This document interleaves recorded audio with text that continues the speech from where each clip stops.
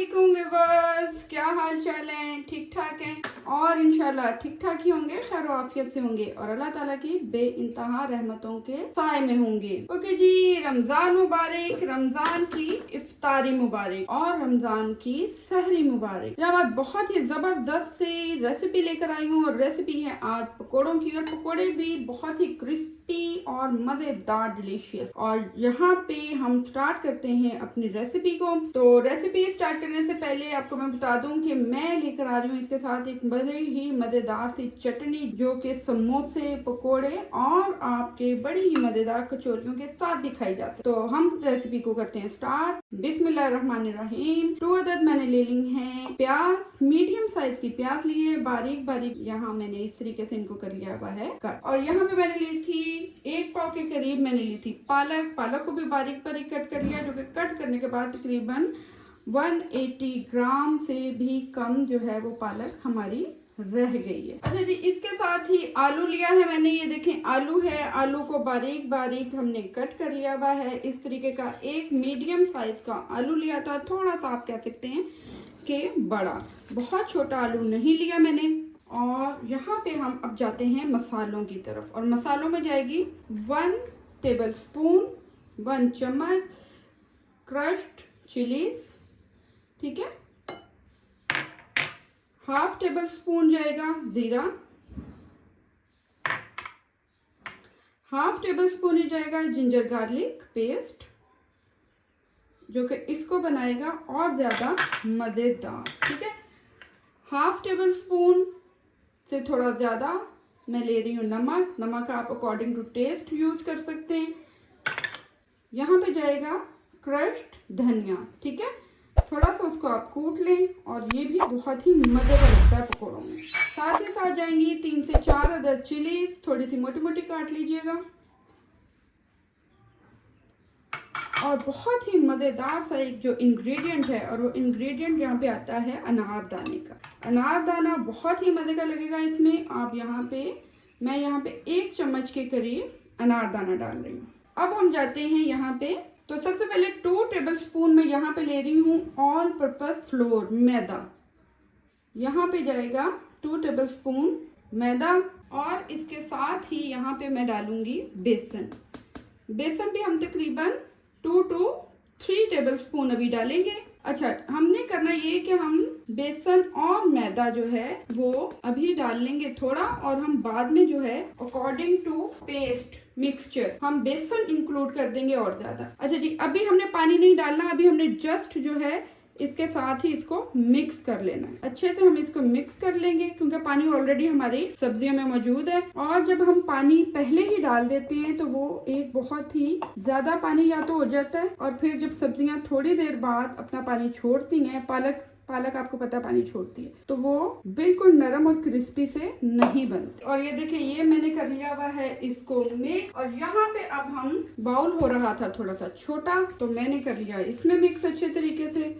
और यहाँ पे अब हम इसको तकरीबन 5 से 7 मिनट के लिए इसी तरह छोड़ दें। इसका जो भी पानी वगैरह होगा वो निकल जाएगा और उसके बाद हम देखेंगे कि इसमें हमने कितना जो है बेसन और ऐड करना है। तो यहाँ हम इसको करते हैं, वेट पे रखते हैं इसको 5 से 7 मिनट। और आपको मैं बहुत ही जबरदस्ती इतने में चटनी बनाने का तरीका बताती हूँ। तो यहाँ पे मैंने इमली ले ली थी, इमली मैंने ली थी तकरीबन 1.5 टेबल स्पून, और उसको मैंने पानी डाल के पेस्ट बना लिया हुआ है। ये गुठलियाँ सारी निकल चुकी हुई है। सबसे पहले हम इसमें ये शामिल कर देंगे, 1/2 टेबल स्पून यहाँ पे चली जाएगी कुटी हुई मिर्चें, 1/2 टेबल स्पून ही नमक जाएगा, और 1/2 टेबल स्पून यहाँ पे जाएगा जीरा। अच्छा जी, मेरे पास बड़े वाला टमाटर नहीं था तो मैं ये तकरीबन दरमियाने से थोड़े से छोटे साइज के टमाटर हैं, 2 अदद टमाटर डाल दूंगी इसमें। साथ ही जाएगा धनिया थोड़ा सा ज्यादा जाएगा, और पुदीना थोड़ा सा कम जाएगा। बहुत जबरदस्त। अच्छा, ये चटनी आप पकोड़े, समोसे, हर उसके साथ आप खा सकते हैं, कचौरियों के साथ भी ये बहुत ही जबरदस्त चटनी लगेगी। तकरीबन 3 अदद में ग्रीन चिलीज ले रही हूँ, थोड़ी सी मोटी वाली आप ग्रीन चिलीज लीजिएगा जिसमें तेजाई जो है वो कम होती, और इसको हम कर लेते हैं ग्राइंड। ओके जी, ये देखें बड़ी ही जबरदस्ती हमारी चटनी हो गई है रेडी, और ये इतनी मजेदार है। अच्छा, मैंने पानी इसमें जरा डाल लिया था, और पानी डाल के मैंने इसको पहले थोड़ा पानी डाला है और उसको बारीक ग्राइंड किया है, और उसके बाद और पानी जो है मैंने डाला है और इसको अच्छे से ग्राइंड कर लिया। बस इतनी ही पतली चटनी जो है हमें इसके साथ चाहिए पकौड़ों के। यहाँ पे अब हम देख लेते हैं, ये देखें ये हो गई है बड़ी जबरदस्ती नरम हो गई है, प्याज भी, आलू भी, और हमारा पुदीना धनिया बड़ा ही जबरदस्त हो गया। अच्छा, अब यहाँ पे अब हम डाल देते हैं इसमें बेसन। बेसन बहुत ज्यादा नहीं जाएगा, बेसन कम ही इसमें डलता है, लगभग आप कह लें कि कोई आधा पाव के करीब बेसन इसमें जाएगा। बेसन आपने साथ साथ डालना है और चेक करते रहना है। बहुत ज्यादा बेसन जाएगा तो पकोड़े जो है वो क्रिस्पी नहीं बनेंगे, और वो जो हम कहते हैं ना कि आटा आटा सा बीच में से पकोड़ों में नजर आना शुरू हो जाता है, और मार्केट वाले पकोड़े तो वो ऐसे नहीं होते। तो ये हम यहाँ पे क्वांटिटी का आपने बहुत ज्यादा ध्यान रखना। इसके साथ ही यहाँ पे जाएगा half table spoon chaat masala, जो इसको 4 चांद लगा देगा। नमक आपने अकॉर्डिंग टू टेस्ट रखना है। ओके जी, यहाँ पे हम करते हैं इसको मिक्स। बड़ा ही जबरदस्त हमारा पकोड़ों का पेस्ट हो रहा है तैयार। शामिल करेंगे पानी, तकरीबन 3 टेबल स्पून के करीब। तो चलिए जी, अब यहाँ पे हम इसको 10 to 15 मिनट के लिए रख देते हैं, और फिर हम बनाते हैं पकोड़े। ओके जी, तो यहाँ अब हम कर लेते हैं पकोड़े फ्राई। अच्छा, अभी मैं बना रही हूँ थोड़े से बड़े बड़े पकोड़े। ये देखिए बड़े साइज का पकोड़ा डालूंगी अभी मैं। ये जो मैं आपको टिप एंड ट्रिक्स बता रही हूँ, आपने इसी के मुताबिक पकोड़े बनाने हैं।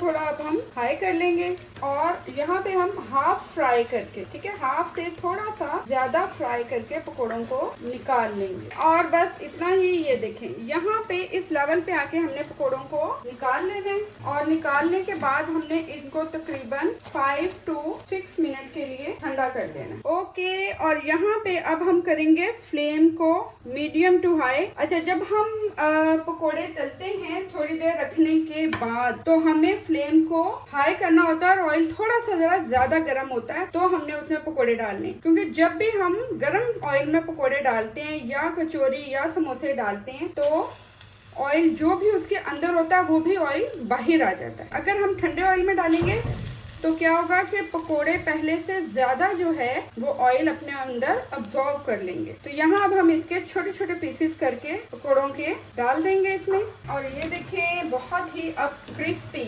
दोबारा फ्राई करने से पकोड़े क्रिस्पी भी हो जाएंगे, और अंदर तक के हमारे जो पकोड़े हैं वो पक भी जाएंगे। वो जो एक बीच में से आ रहा होता है ना, मैदा मैदा कच्चा कच्चा हम लोग कह रहे होते हैं आटा। तो बस इतना ही यमी मज़ेदार हमारे पकोड़े, पालक के पकोड़े हैं रेडी। और यहाँ अब हम इसको काट लेते हैं। ओके जी, तो आज की हमारी बहुत ही जबरदस्त सी रेसिपी पालक और आलू के पकोड़े, वो भी कमर्शियल स्टाइल में। और ये देखिए यहाँ पे बहुत ही जबरदस्ती मैंने अभी आपको बताई है चटनी, और चटनी ये है समोसे, पकोड़े और कचौरी के साथ, यानी कि हमा किस्मी चटनी है। आप हर चीज के साथ बड़े ही मजे से खा सकते हैं। और इसके साथ ही मेरे चैनल को लाइक करना, सब्सक्राइब करना और बेल आइकन बजाना मत भूलें। तो इसके साथ ही मेन्यू मेकर को दीजिए इजाजत। टेक केयर, अल्लाह हाफिज, बाय बाय।